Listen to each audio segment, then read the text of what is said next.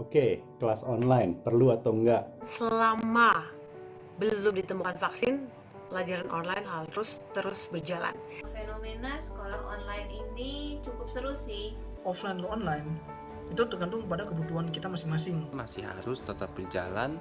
Sangat baik dijalankan terutama untuk meminimalisir COVID-19. Sekolah online harus tetap berjalan. Saya kurang setuju dengan sekolah online. Banyak kendala sih, tapi sejauh ini anak saya sudah bisa beradaptasi. Menurut saya, sekolah online kurang efektif soalnya kebanyakan murid jadi suka malas-malasan. Merupakan alternatif belajar mengajar yang wajib dilaksanakan di masa pandemi ini. Belajar secara online di masa pandemi ini sudahlah sangat benar karena kesehatan adalah nomor satu. Saya senang sih pembelajaran jarak jauh. Belum sempurna, bahkan jauh dari sempurna. Anak-anak nggak punya pilihan lain selain melakukan aktivitas sekolah mereka secara online di rumah. Sekolah online saat pandemi seperti sekarang ini sangat baik dilakukan. Sekolah online ini adalah fenomena yang akan terus berjalan. Masih harus tetap dilakukan. Sangat baik dilakukan untuk mencegah meningkatnya COVID-19. Program sekolah online ini dapat membantu para pelajar untuk tetap mendapatkan ilmunya walau dari rumah aja. Tetap perlu kalau menurut saya. Karena ini merupakan satu-satunya cara agar proses belajar mengajar dapat dilakukan dengan baik. Untuk mereka yang memerlukan fleksibilitas, mereka itu bisa belajar tanpa terikat oleh waktu dan ruang. Karena ini efektif dalam mencegah penularan virus corona di lingkungan sekolah kita. Fenomena ini nggak akan terulang lagi untuk yang kedua kalinya gitu kan. Anak-anak bisa merasakan gimana sih rasanya sekolah online gitu. Keberhasilan seorang anak di sekolah online ini sangat ditentukan oleh keterlibatan orang tua dalam memotivasi maupun mendampingi anak dalam pembelajaran. Apalagi usia anak-anak sekarang masih kecil itu lagi golden years of learning kalau menurut saya. Kalau pemahaman secara materi, saya udah tidak terlalu ikut-ikutan ya saat anak saya belajar karena mereka sudah besar. Tapi nggak semua orang mempunyai situasi yang sama, nggak mempunyai kebutuhan yang sama. Mereka sudah mendapatkan kuota, sinyal, dan mungkin teman-teman yang masih kecil yang sangat memerlukan interaksi sosial untuk bertumbuh dan belajar. Perubahan yang drastis ini membutuhkan penyesuaian yang sangat besar dan tentunya nggak mudah. Karena aku punya anak kelas 2 SD, jadi menurut aku sangat perlu gitu untuk dilakukan sekolah online ini. Tapi kalau sudah ditemukan vaksin, anak-anak harus kembali ke sekolah. Sampai situasi bisa mulai membaik, baru kita bisa kembali ke sekolah tatap muka. Ya karena anakku baru umur 4 ya, jadi masih belum gitu ngerti komputer, jadi tetap harus dipandu. Tapi memang menurut aku cukup banyak pro kontra ya. Jika prasarana dan sarananya tidak mendukung, maka sekolah online ini tidak akan maksimal bagi setiap siswa. Saya sendiri sebagai mahasiswa juga merasakan kendala-kendala dalam pembelajaran jarak jauh ini. Kuota terbatas, sinyal internet di Indonesia masih banyak yang kurang bagus. Lalu ada juga kualitas gadgetnya. Mata kuliah kami semakin berat teoritisnya karena kebanyakan cuman bisa diajarin lewat komputer ya. Saya lebih sulit memahami materi yang disampaikan oleh guru. Sambungan internet tiba-tiba down atau mati lampu. Aduh, itu pasti bikin anak-anak saya panik. Kita harus temenin, kita harus bantuin kalau dia nggak ngerti. Kita harus submitin tugas-tugasnya. Siswa juga perlu untuk berinteraksi langsung dengan guru-guru, perlu juga berinteraksi langsung dengan teman-temannya. Problem dari sekolah online ini mungkin ada di sinyal dan di kuota. Kalau di kota mungkin sudah ada solusi karena pemerintah sudah memberikan subsidi walaupun sampai sekarang belum merata. Banyak murid mungkin yang kesusahan belajar online karena beda dengan sekolah offline. Dalam memahami materi-materi yang disampaikan dan dalam membangun relasi dengan teman maupun dengan dosen saya. Belum lagi ditambah dengan koneksi internet yang kadang-kadang putus.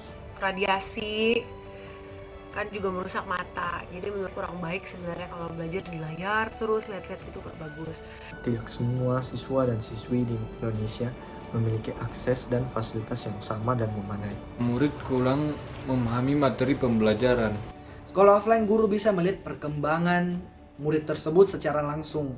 Apa yang perlu diperbaiki baik secara sikap sosial maupun dari akademis.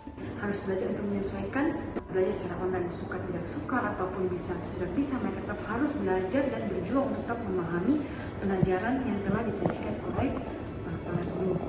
Anak merasa terbeban dengan materi yang diajarkan dan tugas-tugas yang harus mereka kerjakan, sehingga mereka merasa stres. Oleh karena itu, sangat dibutuhkan dukungan atau support dari semua pihak. Dari sekolah, dari guru-guru, dari orang tua, dan dari anak-anak itu sendiri.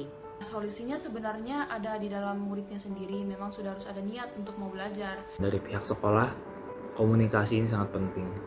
Nah, meskipun begitu, guru-guru dan dosen juga mengalami kendala-kendala. Guru harus belajar untuk memahami konsep pelajaran, belajar untuk mengajar, belajar untuk bersabar, dan juga untuk menyediakan waktu yang sangat banyak. Harus ada harga yang kita harus bayar buat pendidikan anak. Kalau misalnya kita nggak bayar sekolahnya, juga sekolahnya mungkin nggak survive setelah pandemi ini berakhir gitu. Terus kita mau sekolah di mana anaknya? Tetapi kita harus tetap bersemangat dalam menjalankan aktivitas kita masing-masing agar kita tidak hanya jalan di tempat maupun mengalami kemunduran. Banyak sistem-sistem yang kita buat yang bisa menunjang kegiatan belajar mengajar. Pihak sekolah bisa memberikan report kepada orang tua sehingga semua kegiatan bisa terpantau dengan baik.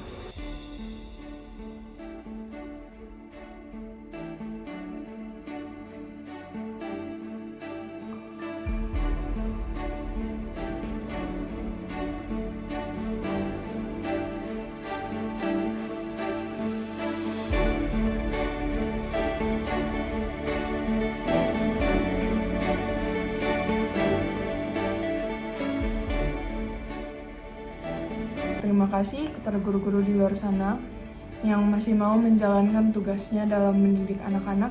Yang masih harus tetap mengajar online entah sampai kapan. Selalu semangat. Tetap semangat ngajarin anak-anaknya, ngajar murid-muridnya. Tetap semangat dalam proses belajar mengajar. Tetap semangat. Tetap semangat. Semangat. Tetap semangat untuk mengajar. Semangat buat para guru. Semangat dalam membimbing setiap murid dalam proses belajar mengajar. Tetap semangat karena kita butuh panduan kalian untuk mensupport kita dalam pembelajaran jarak jauh ini. Jangan pernah menyerah. Dan semakin berkreativitaslah. Supaya anak-anak nggak bosan sekolah di rumah. Supaya suasana belajar lebih menyenangkan. Tetaplah dapat merangkul murid walaupun dengan cara online.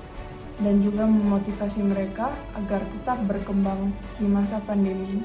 Kami semua sangat berterima kasih atas perjuangan dan dedikasi kalian untuk seluruh murid di masa pandemi ini. Tetap memberikan pelayanan yang terbaik untuk masa depan bangsa. Tetap berkreasi, tetap mengajar, karena kalian itu bikin impact yang positif di setiap murid-murid kalian. Dan jangan lupa untuk menjaga kesehatan diri dan orang-orang di sekitar kita. Tetap jaga kesehatan, kita pasti bisa melewati masa-masa susah ini bersama-sama. Tetap semangat.